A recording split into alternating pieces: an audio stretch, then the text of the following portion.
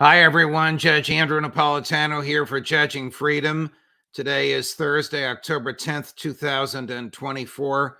Colonel Tony Shaffer joins us now. Colonel Tony, always a pleasure, my dear friend. Thank you for joining us. I want to spend a fair amount of time with you on the feudal American efforts in Ukraine. We Sure. have a dynamite clip of Hungarian President Orban challenging the European Union to rethink its attitude about Ukraine. And we'll get to that in a minute. But I've been asking everyone this week the same question at the outset, having to do with Israel, and getting a lot of different interesting responses. Yeah. How has the landscape of the Middle East changed, in your view, in the past 365 days? The um the American hegemony for the region has been lost essentially. There's no uh, influence, effective influence. Let me caveat that. There's no effective influence on any side of any issue at this point because of what I see as the Biden incompetence. Now, I'm not taking a position on it. I'm not saying anything about what the effect has been. I know at times there's issues that relate to Hamas and Hezbollah and the Palestinians that certain folks want the U.S. to do. There's certain things people on the right want people to do regarding offensive operations against Iran. So what I'm saying is it's all moot. It doesn't matter. There's nobody has any leverage over anybody from this nation to the Middle East. It's chaos. Now I'm not judging it. I'm just saying to answer your question. That's No, what I no, see. That Tony, it's your own observations that I'm interested in, and Yeah, I appreciate them. Well, let me follow up with this: sure. Israel today, is it stronger and more stable, or weaker and less stable than it was on October 6th, 2023? It's clearly not. It's not as stable because it's in a state of war. So I think by all measures, if you are at a state of war, stability is a point of sacrifice. You're just not going to have stability. Are they stronger or not? Militarily, they're stronger. I haven't studied their economy to understand the consequences of being engaged in combat operations, but militarily, yeah, they're because they are now seen as the strong horse, to use an Arab term. And the United States is seen as essentially, not relevant. I think they've filled that vacuum that the United States used to fill. Remember, my premise is right, or you can agree with this, disagree with me, that the our ability, United States ability to leverage things, either side, it's gone. I think even Kamala Harris was asked about this in her 60 Minutes interview. Is like, hey, do you guys have any influence over Netanyahu? And the answer was a very like a 5-minute answer that got to know. It's like, no, we don't. And I Very, think that vacuum very, that vacuum has been filled by Israel and the very, vacuum of our leadership. very interesting observation. So, since you were on last, Professor Gilbert Doctorow, who's on right after you today, Yeah. put forth a thesis that I think you will find very interesting, Tony, which was profoundly challenged by many of our people: Colonel McGregor, Scott Ritter, Professor Mearsheimer, Professor Sachs. Not Matt Ho, interestingly, with his military background like yours. And Professor Doctorow's thesis is that the United States does not control Israel. Israel, that the United States is using Israel as a battering ram to kill Arabs, just as the United States is using Ukraine as a battering ram to attempt to weaken President Putin. Now, most of the people on this show take the opposite position, that the donor class in the United States is so strong that Prime Minister Netanyahu has a lock grip on the executive branch and the legislative branch of the federal government. Professor Doctorow says it's the opposite. Where do you come down on this?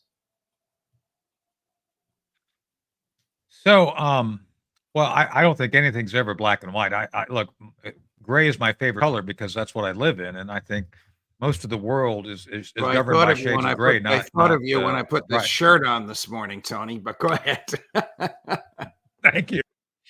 So, are there influences going back and forth? Yeah, I consider it much more tribal than uniformly along along political lines. And come on, Judge, you and I both know that political deals are made all the time that cross over these tribal lines of certain politicians see benefit. So, at this point, do I believe the Israelis have great influence over the United States? Absolutely. I mean, my goodness sake, you've got members of Congress who are basically tied to the outcome of whatever happens in Israel. It is what it is, you know. And I'm not taking a side. I'm just saying I see it myself. With that said, though, at the same time, the U.S. does have some level of influence. That influence in the past has been to essentially mitigate, moderate, or otherwise mollify the Israeli efforts within the context of their own future. That's something that has happened. Every president has done that in some form. It's just, for better or for worse, Joe Biden was so bad at it, the Israelis finally said, "Yeah, we're done with you. Bye." But does So, the United States, which spent trillions under George W.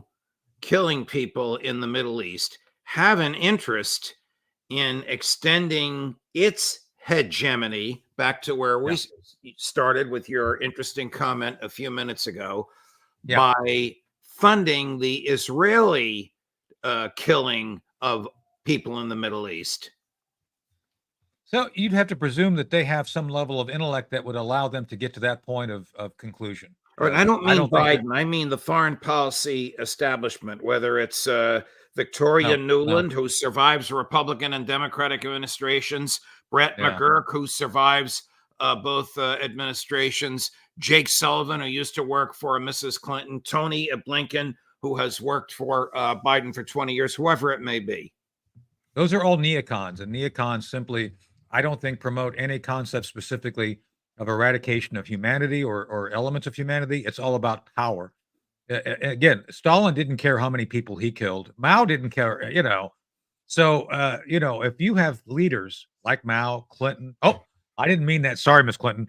If you have people like Mao and Stalin willing to kill their own people, it's not necessarily genocide. It's just evil. It's just death. And I Tony, think they see the murder of millions as a statistic, as Stalin did, and they don't care who it is. It's not a rational thing, Judge. It's about the constant thirst for control and power, as far as I'm concerned. we've been bashing Hillary all week because of her comments attacking the First Amendment. By the way, I think she looks really great in like those. She's modifying the Mao jackets now to make them more stylish and space-like. No, Like, no comment, no comment on appearances. But I wonder what she got in constitutional law at Yale Law School if she thinks the government can suppress speech because of its content. Same for John Kerry. Well, he was talking. neocons, He was talking neocon, about the neocon. climate. How great is the danger in the Middle East for a regional war or even a world war? Hugely.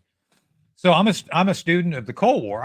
I've both fought it and study it now. It's kind of get it coming and going. And one of the dangers, and you probably remember this too. One of the biggest dangers of peace during the Cold War was miscalculation. Either side making an error in judgment regarding what the other side was doing. So I think that again is front and center.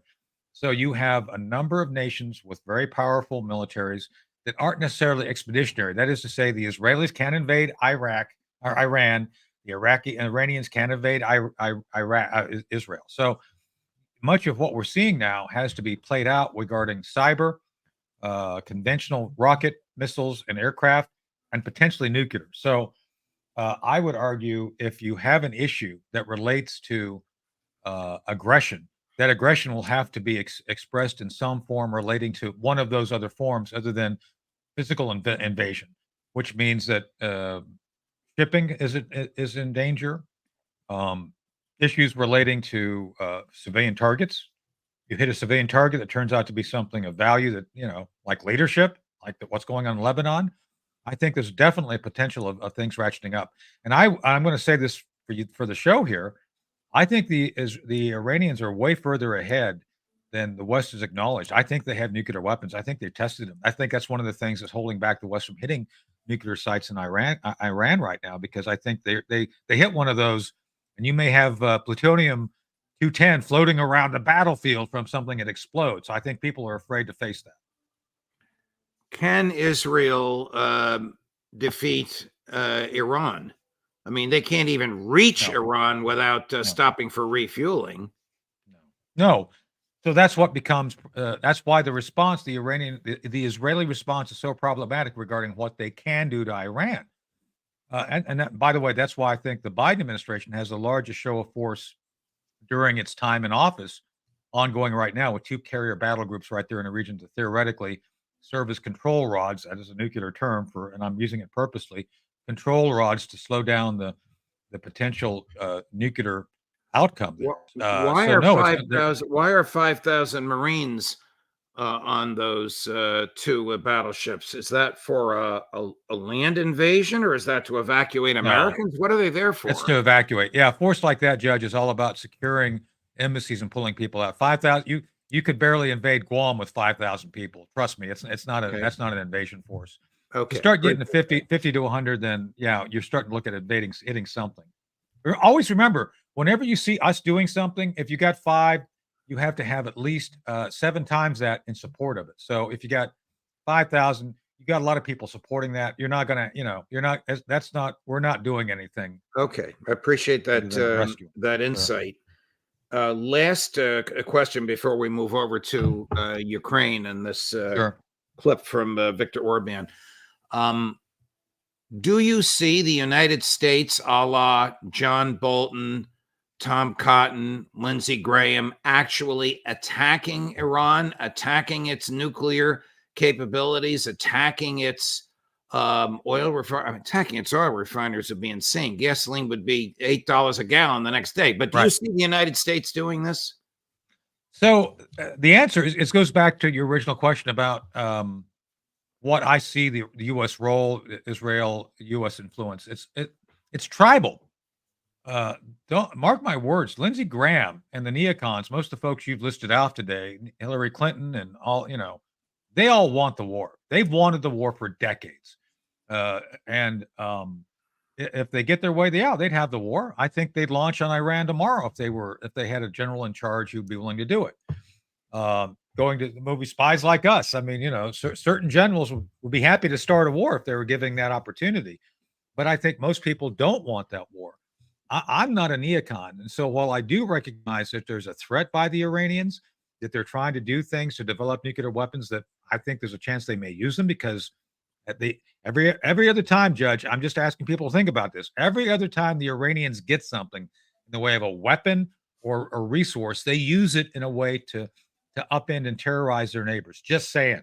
Okay. So I do believe there's a threat. With that said, I don't believe that military force is the vector to do it. I'm a Reagan guy, and I think that our best bet is encouraging the Iranian people to rise up against their own government. The Green Revolution in 2009 All right. was an example of that. Switching gears. Yeah. Why are we spending $200 billion in Ukraine Oh, to fight a war that can't be won? well, I think there's two basic reasons. First, the same people we just mentioned, the neocons, wanted to remove, for economic reasons, Ukraine from the Russian sphere of influence. And I think this is all about the Benjamins, Judge. This is all about the gas and oil rich regions which have been discovered in the Donbass and the Black Sea. These are all things that the globalists want for the EU. That's why you keep hearing Ukraine entry into the EU. This is why you keep hearing about his NATO stuff. So to me, it's all about resources.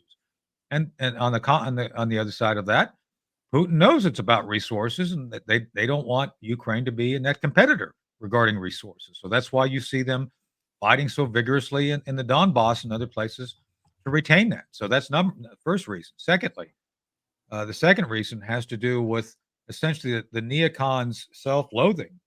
I know they're all Trotskyites, but maybe they're kind of looking for revenge of the assassination of Trotsky all those years ago. But they hate Putin and they hate the Russian system. So I think this is another way they really believe they can destabilize and take out Putin.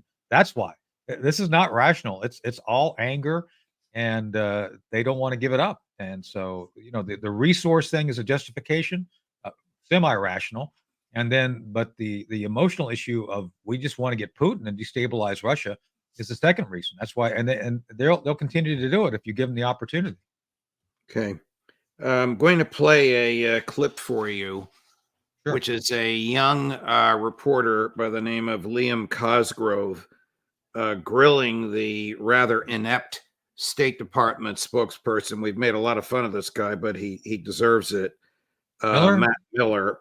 Much of what he talks about is Israel and Gaza. That's not the part I'm interested in your view, but he does weave in there Russia and nuclear weapons. Yeah. And it sort of degenerates at the end because Miller doesn't want to answer the question, but the young man is extremely articulate, and the way he weaves in fear of Russia and nuclear weapons, I think, is brilliant. It's about a minute and a half long, but I want your thoughts on it, Tony. Cut number 7, sure. Chris. So Israel is still poised to strike Iran. And in July, Blinken said that Iran was 1 to 2 weeks away from developing a nuclear weapon. So I guess for all we know, they might have one by now. And meanwhile, in Ukraine, they've struck deep within Russian territory several times, as deep as 300 miles from the border. And in that case, we don't have to guess. We know that Russia has the largest nuclear arsenal on the planet, as many as 6,000 warheads. And so one of the risks of arming militaries that are striking in the territories of nuclear powers is that one of those gets deployed, and then it could escalate very quickly from there. So it's rarely discussed, but it's important to address that the nuclear risk is real, and it could very abruptly mean the end of what humans have worked for thousands of years to collectively achieve. And us today are very lucky to live with the fruits of that achievement, and I feel like we're treating the risks kind of brazenly. So my question for you is, we often hear in response to these concerns that, well, Putin, Khomeini, they're war criminals, they're terrorists, as if they're too inherently evil or immoral for us to negotiate with. But meanwhile, this administration has financed a genocide in Gaza for the last year, and every day you're up there denying accountability for it. So, I mean, what gives you the right to lecture other countries on their moral? So if you have a policy question for me, I'm happy to take it. If you want to give a speech, there are plenty of places in Washington where you can give a speech. Yeah, but people are sick of the bullshit in here. I mean, it is a genocide. You are abetting it, and you are risking nuclear war in Ukraine for this proxy war. Plenty of other places to give a speech. Go ahead. And you are risking nuclear war in Ukraine. What do you think, my friend? So, look, what people won't talk about, which we've talked about a little bit, is the target of the Kursk incursion by Ukraine was a nuclear weapons plant where they generate power. They wanted to capture that and hold it hostage. And more importantly, a nuclear weapons storage dump, which had probably about 1,000 warheads, by what I've been told. So I don't know how people don't understand. It's like you start going to grab nuclear plants and grab weapons, people are going to take that real seriously. And if you breach that, if they had captured any of that, we'd be having a completely different conversation right now. Because, I mean, Judge, I said this the other day on another show, we have not seen the military use of a nuclear weapon since August of 1945, for better or for worse. We, the United States, have been the only country that ever used nuclear weapons in war. And at the time, they were experimental. Now, they're not experimental. We have weapons which are literally 100 to 200 times more lethal than Hiroshima weapons. We're talking about 13 kilotons of destruction. Now we're talking about 50 megatons of destruction. And I don't think people understand how big that is. And what he said is correct. we could see that the end of civilization as we know it in pretty short order. We have created a civilization so dependent on interoperability. Everybody works together. Everything from things made in China being shipped over on train. I'm a big fan of trains, Judge. I love trains, and you see all these big old locomotives pulling all these 52-foot, 53-foot trailers across the nation. That's all full of goods. Well, you take that out, you take out gas. People in big cities, especially, aren't going to last very long. So he's correct, and we just seem to be dismissive of the potential because of the politics. Nobody wants to talk about the fact that the Ukrainians tried to pull something that could have been a civilization-ending event. And I know that people are going to say, "Oh, that's over the top." It's like, no, people don't understand how quick you go to nuclear weapons. Once they're used, there's no going back. It's only escalatory. It's only going to go up. And every exercise we've ever run where people are confronted by this, it always ends in total nuclear exchange. I don't think people understand how dangerous this really is. So Viktor Orban spoke for about 17 or 18 minutes at the European Parliament earlier today. Towards the end, he was drowned out by all the members of the Parliament, which is pretty left-wing, singing a song trying to silence him. We're not going to play that part, but we are going to play the guts of what he said, which is just about a minute long, basically challenging the EU to recognize that there should be negotiations, and the negotiations should result in a ceasefire, and the continual pouring of cash and weapons into Ukraine is only going to result in the deaths of many, many more thousands of people. I think it took a lot of courage for him to say what he said, but the audience didn't receive it well. Here, given who they are. Here's cut number 12. The European Union has a mistaken policy when it comes to this war. If we want to win, then we need to change this losing strategy that we are currently implementing. It was a poorly planned and poorly implemented strategy. If we continue on that route, we're going to lose. If we don't want Ukraine to lose, then we need to change strategy. And I think that you should consider that.